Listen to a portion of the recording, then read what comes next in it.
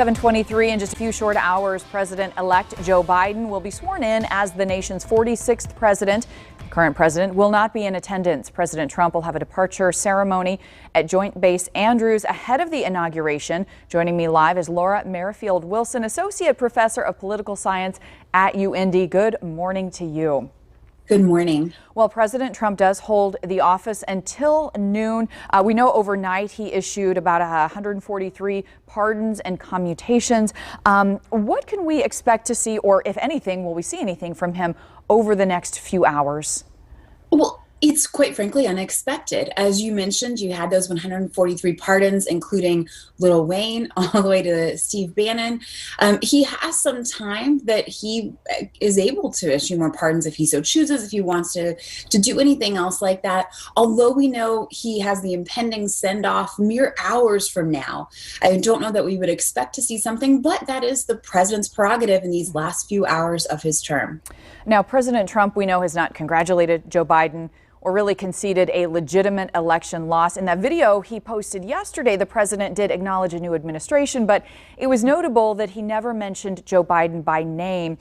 We also know that he, as you said, he scaled down his planned send-off for today. Does any of that, I'm going to just call it pettiness, back and forth, does that have a presence today?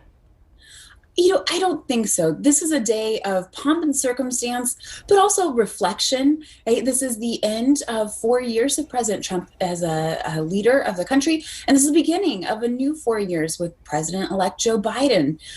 This is a really important moment in American history, and I know we've used that phrase a lot in the last 10 months, but this really is that peaceful transition of power.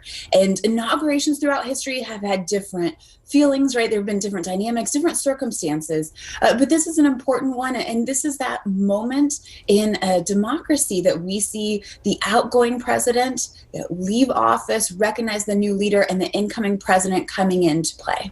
Now, we have now officially topped more than 400,000 lives lost to COVID-19. Is that where a President Biden would start immediately today? Is that priority number one? He has said that many times.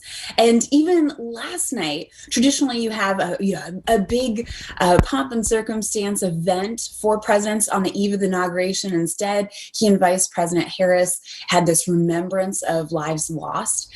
He's actually mentioned all of the things he's going to be doing this afternoon once he's inaugurated, and it's quite a busy agenda. He will be tackling COVID, in particular the vaccine distribution. He will be rejoining WHO, the WHO, and he's also going to rejoin the Paris Climate Agreement, in addition to many other things. So no doubt there's going to be a lot there that he's planning on doing right away. Of course, the COVID vaccine and the pandemic that has been sweeping our country in the last 10 months is going to be number one. And before we let you go, I do want to ask you about Vice President Mike Pence. We know he's not attending President Trump's send-off today. He is attending the inauguration for Joe Biden and Kamala Harris, and then he's heading back to Columbus. That we know. What we don't know is what's he doing after that? Where do you see him going? Well, he's still relatively young as far as politicians go. And I do think he could have an incredibly bright future, either as an elected official or contributing to public service or government in some way. I can't pretend to understand or know his motivations or intentions, but I do think if he wanted to get back involved in, say, 4 to 6 years, however many years it might be, I think there's a path, an avenue, a road. There's an opportunity there for Mike Pence in the future. All right, Laura Merrifield Wilson. I know it will be an eventful day. Thanks for getting up early to share your thoughts.